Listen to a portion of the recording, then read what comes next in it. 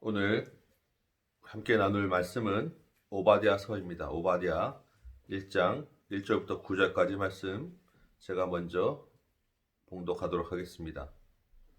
찾으셨지요? 1절부터 읽습니다. 오바댜의 묵시라. 주 여호와께서 에돔에 대하여 이와 같이 말씀하시니라. 우리가 여호와께로 말미암아 소식을 들었나니 곧 사자가 나라들 가운데 보내심을 받고 이르기를 너희는 일어날지어다 우리가 일어나서 그와 싸우자 하는 것이니라. 보라 내가 너를 나라들 가운데 매우 작게 하였으므로 내가 크게 멸시를 받느니라. 너의 마음의 교만이 너를 속였도다. 바위 틈에 거주하며 높은 곳에 사는 자여 내가 마음에 이르기를 누가 능히 나를 땅에 끌어내리겠느냐 하니 내가 독수리처럼 높이 오르며 별 사이에 깃들일지라도 내가 거기에서 너를 끌어내리리라. 여호와의 말씀이니라. 혹시 도둑이 내게 이르렀으며 강도가 밤중에 내게 이르렀을지라도 만족할 만큼 훔치면 그치지 아니하였겠느냐? 혹시 포도를 따는 자가 내게 이르렀을지라도 그것을 얼마쯤 남기지 아니하였겠느냐? 내가 어찌 그리 망하였는고 에서가 어찌 그리 수탈되었으며 그 감춘 보물이 어찌 그리 빼앗겼는고 너와 약조한 모든 자들이 다 너를 쫓아 변경에 이르게 하며 너와 화목하던 자들이 너를 속여 이기며 내 먹을 것을 먹는 자들이 내 아래에 함정을 파니 내 마음에 지각이 없음이로다. 여호와의 말씀이니라. 그날에 내가 에돔에서 지혜 있는 자를 멸하며 에서의 산에서 지각 있는 자를 멸하지 아니하겠느냐? 드마나 내 용사들이 놀랄 것이라. 이로 말미암아 에서의 산에 있는 사람은 다 죽임을 당하며 멸절되리라. 아멘. 오늘 여러분과 함께 나눌 말씀은 오바댜서입니다. 오바댜는 한 장으로 구성된 구약에서 가장 짧은 책이에요. 그러다 보니 그동안 거의 읽혀지지 않았고 설교로도 잘 다루어지지 않았습니다. 우리도 원래 오바댜서를 볼 순서였는데 아무래도 이렇게 영상으로는 그 전달에 한계가 있어 보여서 그동안 좀 미루었었습니다. 시간이 좀 많이 지났죠. 흐름이 너무 오래 끊긴다 싶어서 오바댜서를 좀 읽다 보니 문득 마음에 주는 메시지가 있더라고요. 좀 더 깊게 연구하고 묵상하고 있는데 그 담고 있는 내용이 무척 깊었습니다. 아니 이 책이 이렇게까지 홀대받아서는 안 되는 책이었는데 이런 생각이 들더라고요. 앞으로 오바댜서를 좀 더 많이 읽으시기 바랍니다.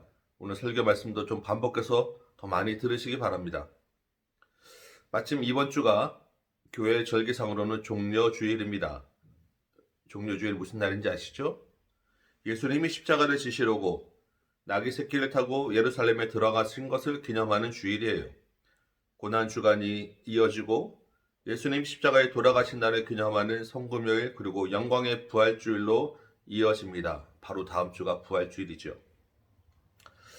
안타깝지만 올해는 성금요일 저녁 기도에도 부활절 감사 예배도 가정에서 드릴 것입니다. 그런데 올해 지금의 이 상황에서 예수님의 고난과 부활을 생각하다 보니 오늘 본문 오바댜서가 연결되는 부분이 있다는 것입니다. 오늘과 성금요일 두 번에 걸쳐서 오바댜서를 설교할 것입니다. 여러분 각자 한 주간 동안에 본문 말씀을 좀 더 깊게 묵상해 보시고 이 오바댜와 함께 주님의 고난과 부활에 더 깊게 들어가는 한 주 되시기를 축원합니다. 본문 말씀 한번 볼까요? 다른 때보다 더 본문에 좀 집중하시고 설교를 잘 듣고 따라와 주시기 부탁드립니다. 1절입니다. 오바댜의 묵시라 라고 시작하죠. 이 책의 인간 저자가 오바댜라고 가르쳐주는 말입니다. 이 오바댜라고 하는 말은 발음이 좀 어렵죠? 잘 해보시기 바랍니다. 이 오바댜는 여호와를 예배하는 자 또는 여호와의 종이라는 뜻입니다. 이름이 좋지요? 그런데 이 책의 저자 오바댜가 누군지에 대해서는 정보가 전혀 없어요. 더 이상은 굳이 우리가 몰라도 된다는 말입니다. 중요한 것은 다음 구절이에요. 주 여호와께서 하신 말씀이다 라는 것입니다. 하나님이 주신 계시의 말씀, 하나님이 보여주신 말씀이기에 이 오바댜는 절대적인 권위가 있는 말씀이라는 거예요. 그런 의미에서 오바댜는 여호와의 종이었습니다. 신실하게 여호와를 예배하는 자였어요. 우리의 이름이 드러내기보다는 하나님의 말씀의 권위를 따르는 종, 하나님을 예배하는 자로 사는 저와 여러분 되기를 소망합니다. 본문을 계속해서 보면 주 여호와께서 에돔에 대하여 하신 말씀이라고 합니다. 에돔이 누구죠? 네, 여러분이 잘 아시는 대로 야곱의 쌍둥이 형 에서의 후손이 바로 에돔입니다. 이스라엘과는 에돔이 형제 족속이라는 거예요. 그런데 본문을 계속 보면 여호와께로 말미암은 소식을 들었는데 주변 여러 나라들에게 에돔과 싸우러 모이자는 사자들이 돌았다는 것입니다. 하나님이 주변 나라들을 일으켜서 에돔을 치겠다라고 하는 말입니다. 그럼 어떻게 되겠습니까? 네, 에돔이 망한다는 것입니다. 에돔에 대한 하나님의 심판이 바로 이 오바댜의 주제라는 거예요. 에돔의 문제가 뭐였겠습니까? 에돔이 도대체 뭘 어떻게 했길래 그래도 이스라엘의 형제요 믿음의 조상 아브라함과 이삭의 자손인 이 에돔이 하나님의 심판을 받겠습니까? 그 심판의 내용과 그 정도가 도대체 무엇이며 어느 정도라는 것일까요? 오늘 본문에서 드러나는 에돔의 문제, 에돔의 죄는 바로 교만입니다. 3절은 이렇게 시작합니다. 너의 마음의 교만이 너를 속였도다. 마음이 교만하였다는 거예요. 교만이라는 것이 무엇이겠습니까? 비교해서 그래도 내가 낫다. 내가 위에 있다. 내가 가진 게 많다. 힘이 있다고 할 때 생기는 마음이 교만 아니겠습니까? 그런데 이 교만이라고 하는 단어의 그 히브리어 그 원어는 끓다라는 말에서 왔습니다. 부글부글 끓어오르는 거예요. 끓어오르면 어떻게 됩니까? 네, 넘칩니다. 주제와 분수를 넘치는 게 바로 교만이라는 말이에요. 교만한 자는 자랑하고 인정받고 섬김을 받고자 합니다. 자기 마음대로 하고자 합니다. 왜요? 그럴 만한 조건을 갖추었다고 생각하니까요. 그런데 그런 대접과 인정을 받지 못하게 되면 부글부글 끓어오른다는 것입니다.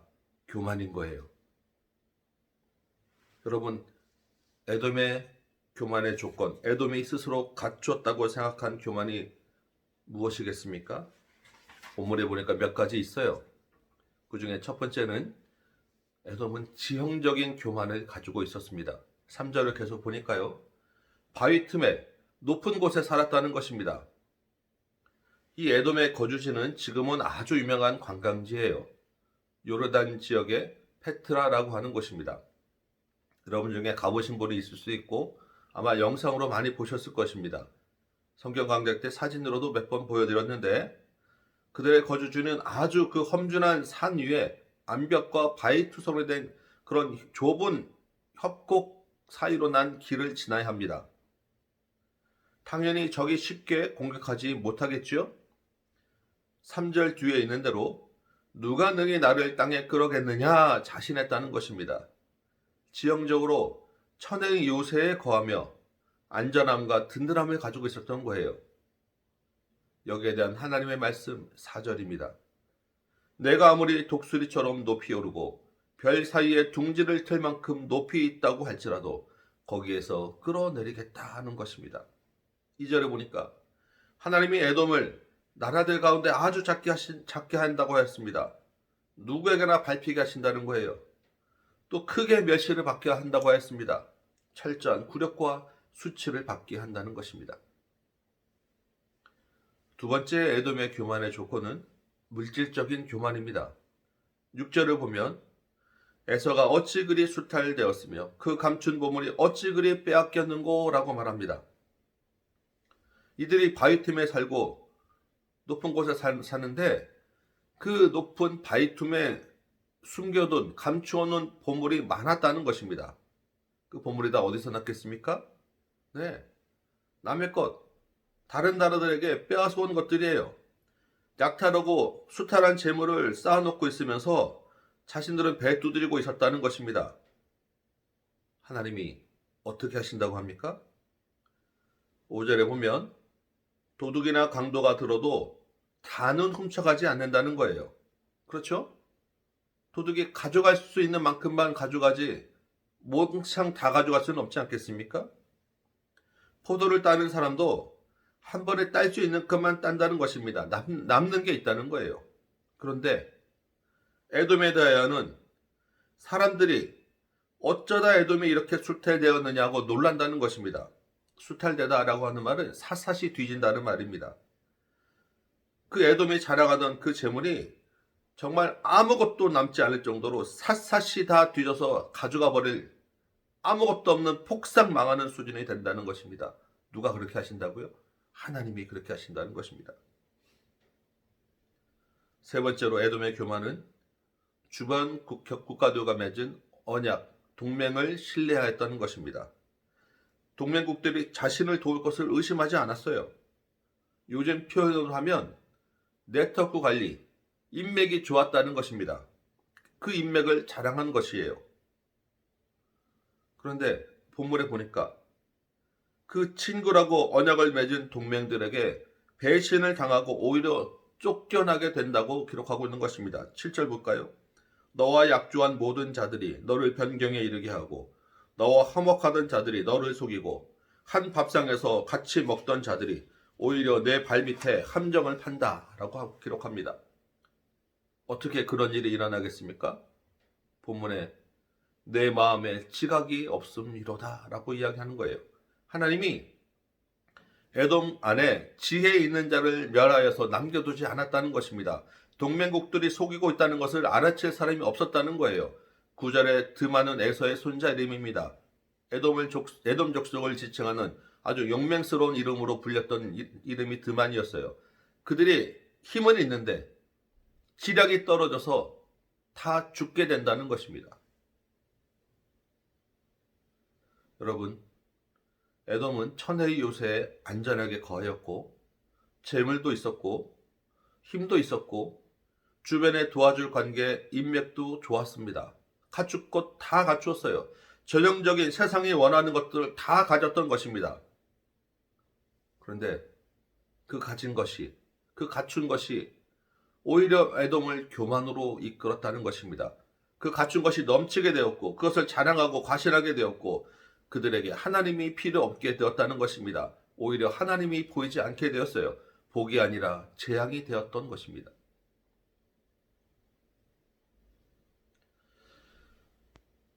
그런데 제가 오늘 본문을 보면서 이 교만이라고 하는 것이 가지고 있는 정말 중요한 속성 하나를 새롭게 보게 되었습니다. 지금까지 이야기한 그런 교만에 대해서 여러분 많이 들으셨어요. 그리고 한편으로 나는 별로 교만하지 않다는 생각도 하실 수 있습니다. 저도 그랬습니다. 그런데 그 교만이 이것과 연결되어 있다는 것을 보면서 얼마나 교만이 무서운가, 내가 얼마나 그동안 교만했는가 새삼 깨닫게 되었다는 것입니다. 교만의 결과이기도 하고 교만의 원인이라고 할 수 있는 한 가지 중요한 속성을 보게 되었다는 것입니다. 그게 뭘까요? 3절 말씀 우리 다시 한번 볼까요? 너의 마음의 교만이 너를 속였도다. 교만이 바로 자기를 속이는 자기 기만으로 연결되더라는 것입니다. 교만이라고 하는 것이 그저 있는 것을 자랑하고 거드름 피우는 수준이 아니라 자기를 속여서 교만한 줄도 모르게 하더라는 것입니다. 이게 진짜 교만이었다는 거예요. 나는 다르다는 생각, 자신에 대한 합리화, 자기 방어, 자기에 대한 관대함이 나를 속이고 나를 높이려는 교만과 연결되어 있었다는 것입니다. 여러분, 우리가 이런 비슷한 생각하지 않습니까?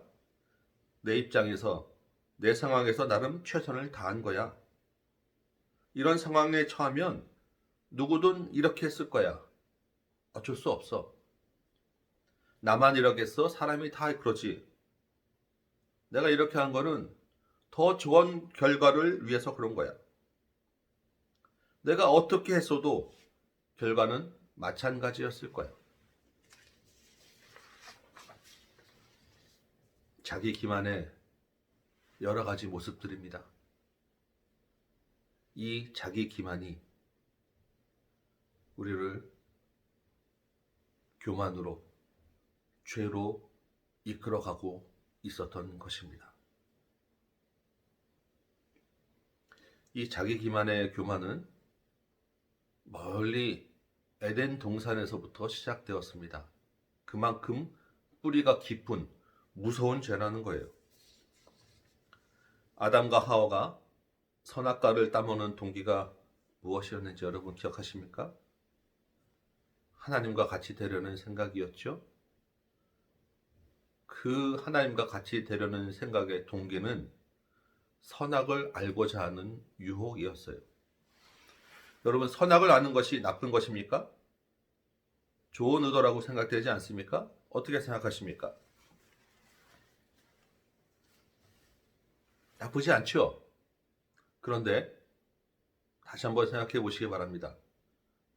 아담과 하와가 선악을 알아야 했을까요? 그들이 살고 있는 에덴 동산은 선만 있고 악은 없었습니다. 죄가 없었다고요. 그들은 이미 선악이라는 것을 알고 있었고 굳이 악을 알고 구분할 필요가 없었다는 것입니다. 하나님이 이미 그들에게 에덴을 다스리며 사는데 충분한 지혜, 선을 행할 수 있는 충분한 지혜가 있었다는 것입니다. 그럼에도 선악과를 따먹었어요. 선악을 아는 것이 좋은 의도라고 스스로를 속이고 합리화하는 것입니다. 선악을 구분한다는 핑계로 실제로는 피조물이 하나님의 자리에 올라가고자 탐냈던 것입니다. 이게 교만의 본질인 거예요.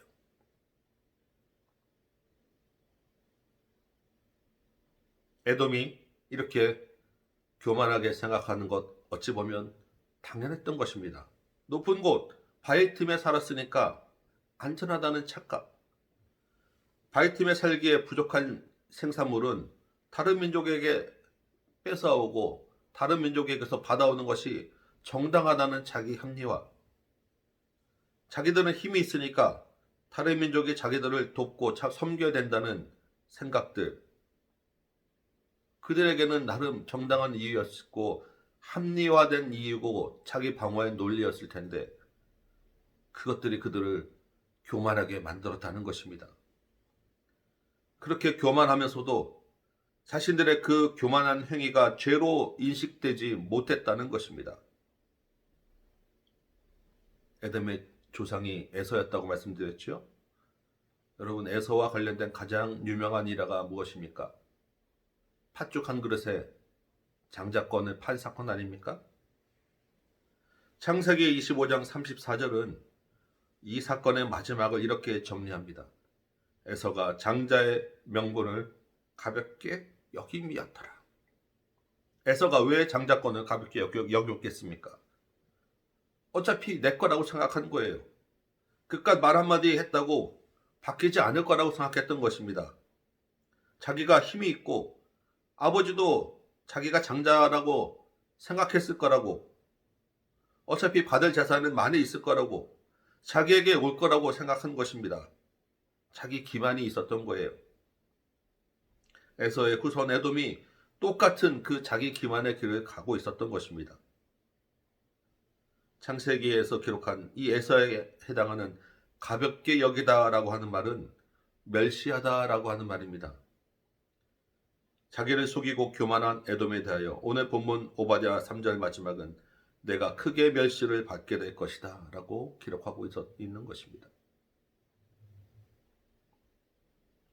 여러분, 이 오바댜서를 보면서 이 오바댜의 이야기는 안 믿는 세상 사람, 이방민족 에돔에게만 해당되는 메시지로 받지 마시기 바랍니다. 그들이 교만해서 심판받는 것 당연하며 그들이 하나님을 믿지 않아서 교만한 것은 당연하다고 착각하지 마시기 바랍니다. 나는 아니라는 생각에 속지 말자는 것입니다. 나는 예수님을 믿고 교회에 다니는 의인이라는 착각, 나는 저 정도로 교만하지 않다는 생각이야말로 전형적인 자기 기만입니다. 우리를 교만으로 이끄는 무서운 통로인 것입니다. 여러분 중에 나는 내세울 것 가진 것 없는데, 힘도 없는데 내가 무슨 교만하냐고 하실지 모르겠어요. 정말 우리가 교만하지 않을까요? 우리가 죄를 지으면서 자신에 대한 관대함, 자기 방어를 위한 합리화, 나는 괜찮다는, 나는 그럴 수도 있다는 자신을 속이는 일이 없냐는 것입니다. 세상이 원하는 것, 에돔이 가진 것들을 우리는 가지기 위해 힘쓰지 않습니까? 그것들을 가지기 위해서 남과 비교하고 남보다 앞서고자 하는 일들이 없었겠습니까? 남들이 가진 것을 가지지 못했다고 부글부글 끓어오른 적이 없으시냐고요. 내가 큰 부자 되는 것을 원하지 않고 그저 먹고 살기 위해서, 조금만 더 안정적으로 살기 위해서라는 핑계로 하나님과 말씀과 신앙을 잠시 뒤로 갖춘 일은 없느냐는 것입니다. 이것만 되면, 빚만 조금 더 갚으면, 이번 시험만 잘 보면 이런저런 이유로 신앙을 미룬 일은 또 없느냐는 것입니다. 좋은 게 좋은 거라고, 이왕이면 크리스찬이 잘 되고 잘 살면 좋지 않냐는 생각으로 하나님을 우리 주인의 자리에서 잠시 물러나 계시기 하면서도 나름의 핑계와 합리적인 이유로 포장하고 스스로 괜찮다 하는 일이 저라고 없지 않았다는 것입니다. 교회 안에서는 어떻습니까? 내가 직분자니까, 연장자니까, 성경을 더 많이 아니까, 신앙생활 더 오래 했으니까, 이 교회에 더 먼저 왔으니까, 내가 더 돈 많으니까, 내가 더 학벌 좋고 사회적 지위가 있으니까, 내가 더 대접받고 더 인정받는 것이 당연하다고 여기지는 않으셨습니까? 자기 합리화, 자기 스스로 자신을 속였던 일입니다. 이게 교만의 속성이었던 거예요. 물론 우리 교회는 비교적 이런 분들이 안 계신 것 같아 정말 감사하고 있습니다. 그렇지만 우리도 시간이 지나고 교회가 커지다 보면 언제든 있을 수 있는 일들입니다. 다른 대형 교회, 다른 성도들이 다 그런 길을 가고 있었기 때문에 우리라고 안전하지 않다는 것을 우리가 기억하기 원합니다. 그럼 우리같이 작은 교회들은 자기 기만이 없을까요? 아닙니다. 작은 교회들은 또 나름의 특성들이 있어요. 나는 아직 리더가 아니고, 나는 아직 목원이니까, 아직 믿음이 어리니까, 교회에 나온 지 얼마 안 되고 성경을 잘 모르니까, 작은 교회에서 성도들 가운데 목회자에게 더 사랑받고 돌봄받는 것이 당연하다고 생각하지는 않느냐는 것입니다. 청년부, 학생부 있으시죠? 나는 아직 어리니까 그냥 대충 신앙생활 해도 되고 하나님을 만나지 못해도 된다고 혹시 여러분 생각하십니까? 신앙은 나이와 관계없습니다. 우리나라에 복음을 전해준 선교사님들 대부분의 나이가 몇 살인지 아십니까? 20대예요. 20대 중반, 20대 후반. 그 젊은 나이에 복음 하나 들고 먼 이국 땅에 와서 자신의 인생을 드렸던 것입니다.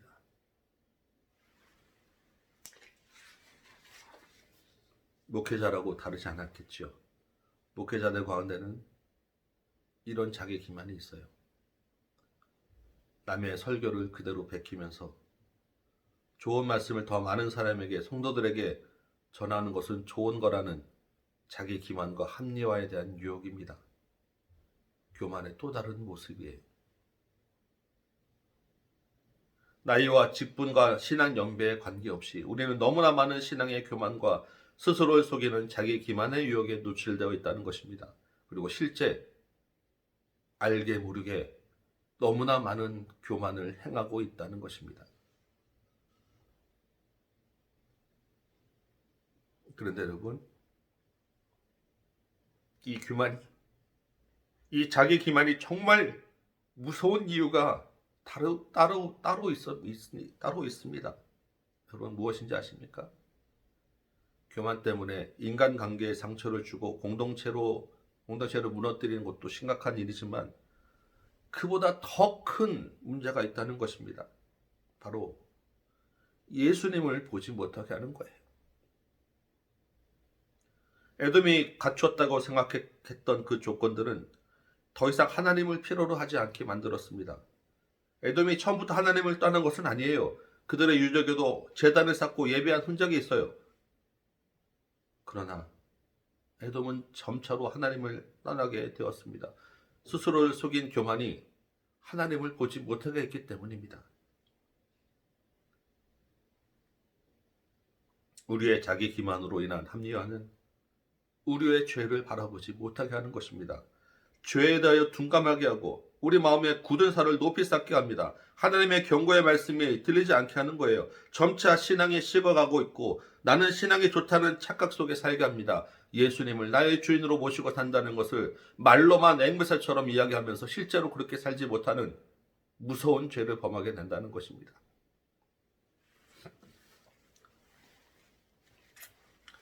코로나로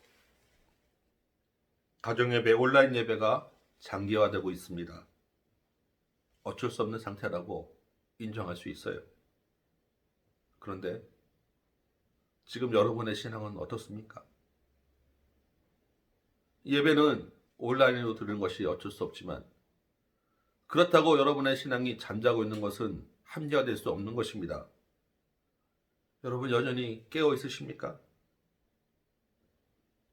주님과 동행하고 있으십니까? 어떤 분은 아마 더 많은 시간을 기도와 말씀에 쏟으며 자신을 깊게 돌아보시고 계실 것입니다. 주님과 더 깊은 시간을 갖고 스스로 주님 만나는 법을 배워가는 분이 계실 거예요. 또 한편에 어떤 분은 점차 주님과 멀어지는 분도 있을 수 있습니다. 마음이 우울하고 기도도 안 나오고 그럼에도 에이 그냥 괜찮아. 시간이 지나면 나아질 거야. 신앙이 잠자는 것에 점차 익숙해지는 분이 있을 수 있을 것입니다. 신앙의 양극화가 급속히 진행되고 있는 거예요. 여러분 지금 어느 편에 계십니까? 혹시 점차 신앙에서 멀어지고 있음에도 다 그런 거라고 아직 괜찮다고 다시 돌아올 거라고 스스로를 속이고 있지는 않으십니까? 이번 주는 주님의 고난을 묵상하는 고난 주간입니다. 우리 주님은 에돔보다 훨씬 더 높은 곳에 계시던 분이었어요. 재물로 따지면 천하 만물 모든 것의 주인이셨던 분입니다. 그 어느 누구의 도움도 필요하지 않으셨던 분이에요. 그분이 우리를 위하여 이 땅에 오셨습니다. 우리를 위하여 고난 받으신 거예요. 그분의 겸손히 우리를 섬기신 것입니다. 어떤 자랑도 어떤 대가도 요구하지 않으셨어요. 어떤 인정도 필요로 하지 않으셨어요. 고난 주간을 맞아 오늘 본문을 깊게 묵상해 보시기 바랍니다. 그리고 스스로 돌아보시기 바랍니다. 나의 교만함, 스스로를 속이는 마음과 생각을 돌아보시고 주님께로 더 가까이 가는 한 주 되시기를 소원합니다. 우리가 비록 모이지 못하는 기간이 길어질지라도 주님과의 관계는 오히려 더 깊어져 가는 저와 여러분 되시기를 주님의 이름으로 축원합니다. 다시 모일 때 우리의 그 기쁨과 그 간증이 더욱 풍성해지는 저와 여러분 되시기를 주님의 이름으로 축원합니다. 아멘. 오늘 우리 함께 같이 나눌 찬송은 433장입니다. 433장 우리 주님을 생각하며 같이 한번 부르겠습니다. 광고 말씀 잠깐 드리면 이번 주 성금요일 저녁 기도회를 온라인으로 한번 같이 드려보고자 합니다. 방법은 주중에 찾아서 다시 카톡으로 알려드리도록 하겠습니다. 실시간 온라인 예배가 가능하면 그렇게 할 것이고 또 다른 방법을 찾아서 말씀드릴 것입니다. 저녁 9시에 금요일 저녁 9시에 여러분 가정에 다 모이시기 바라고 성금요일 주님의 고난을 기념하고 묵상하며 우리 같이 말씀과 찬양과 기도로 나아갈 것입니다. 그리고 다음 주 부활절 예배 가정에서 드리지만 부활절 예물을 한 주간 정성껏 준비하셨다가 드리시기 바랍니다. 우리가 주님과 가까이 있는 것은 사실은 그 물질이 어디에 있느냐로 나타나게 되어 있습니다. 온라인으로 드리는 예물 여러분 소홀히 하지 마시기 바라고 그 예물에 마음과 정성을 담아서 매주 주님께 드리기 바랍니다. 주님 것으로 구분한 것은 우리가 오래 들고 있을수록 우리에게 유익되지 못합니다. 오히려 더 많은 시험과 유혹이 오게 되어 있어요. 주님께 결단하고 드린 것, 감사하게 드린 것 우리 손에서 놓기 바랍니다. 찬양 433장 준비되셨습니까?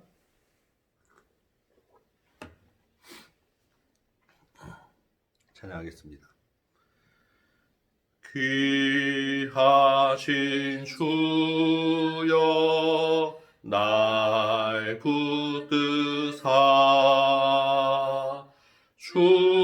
주께로 날마다 더 가까이 저하늘 나 올라가 구주의 품안에 늘 안기어 영생의 복 받기 원합니다. 공헌할 물건 나 없어도 나 주께로 더 가까이 내 죄 주께 가고니 주님의 보혈로 날 씻으사 눈보다 더 희게 하옵소서.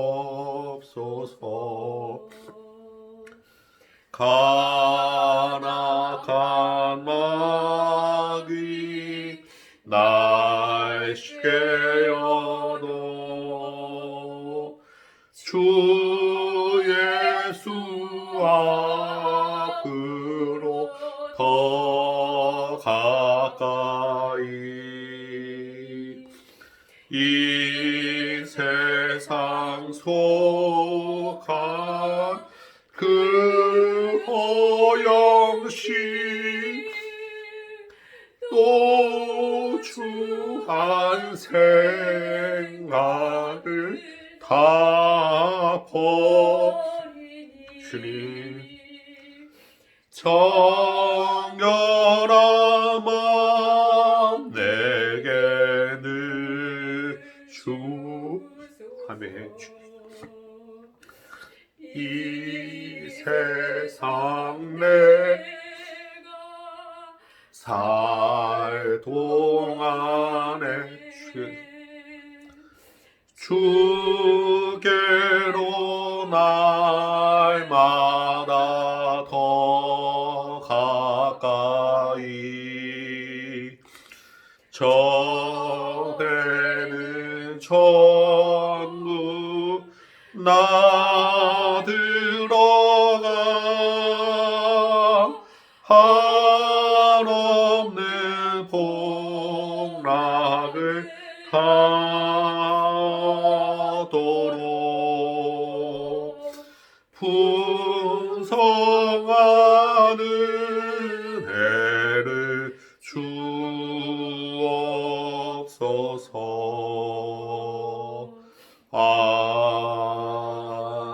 아멘.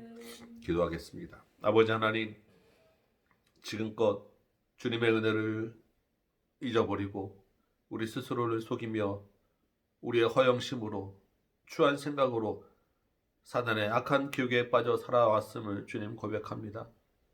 주님 용서하여 주옵시고 이제 내 안에 있는 교만을 멀리하고 나를 속이는 유혹을 멀리하고 주님의 고난과 주님의 부활을 묵상하며 주님과 동행하는 삶 살게 하여 주옵소서. 주께서 모든 것을 버리고 우리의 죄를 위하여 이 땅에 오심과 고난 받으심을 기억하여 이 한 주간 사는 동안에 주님 자신을 쳐서 복종하고 주님 은혜 가운데로 더 깊이 더 가까이 가는 우리 모든 성도 우리 모든 가정 되도록 도와주옵소서. 이 한 주간 주님과 동행하는 한 주 되기를 간절히 소망하옵고 우리 구주 예수 그리스도의 이름으로 기도합나이다. 아멘. 이어서 가정에서 나라 민족과 교회를 위하여 우리 신앙을 위하여 좀 더 기도하시고 주기도문으로 모든 예배 마치도록 하겠습니다.